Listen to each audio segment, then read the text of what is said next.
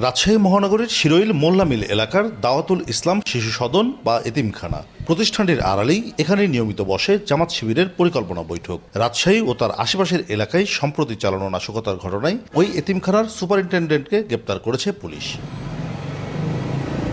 স্থানীয়রা বলছেন, ওই এতিমখানায় প্রায় বসে জামাত শিবিরের বৈঠক, আসতেন নারী সদস্যরাও। নাশকতাকারীদের পৃষ্ঠপোষকতার অভিযোগে সুপারিনটেন্ডেন্ট আবুল কালাম আজাদ আগেও গ্রেপ্তার হয়েছিলেন একাধিকবার।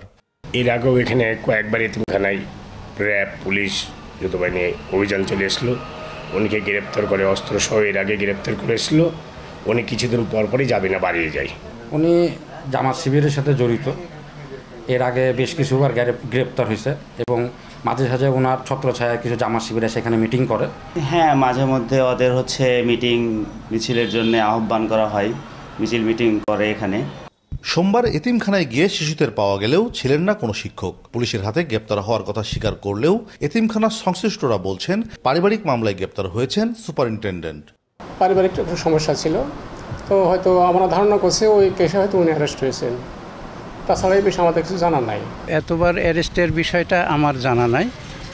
আমি ওখানে সভাপতির দায়িত্ব পাওয়ার পরে আমার মনে হয় এইবার এই ঘটনাটা ঘটলো। পুলিশ বলছে নাশকতায় সংশ্লিষ্টতা পাওয়ায় গ্রেপ্তার হয়েছেন আইনজীবী আবুল কালাম আজাদ। আগেরও বিস্ফোরক আইনে মামলা আছে তার বিরুদ্ধে। সাম্প্রতিক যে সহিংসতা হয়েছে বোয়ালিয়া থানা এলাকায়, একটা সহিংসতার ঘটনায় ওনার সম্পৃক্ততা পাওয়ায় ওনাকে গ্রেপ্তার করে বিজ্ঞ আদালতে প্রেরণ করা হয়েছে। তার বিরুদ্ধে পূর্বেরও মামলা রয়েছে। পুলিশ বলছে এতিমখানাটিকে ঢাল হিসেবে ব্যবহার করেন আবুল কালাম আজাদ। স্থানীয় ক্ষমতাসীনদের আনুকূল্যে রক্ষা পান বারবার। কাজী শাহেদ, দেশ টিভি, রাজশাহী।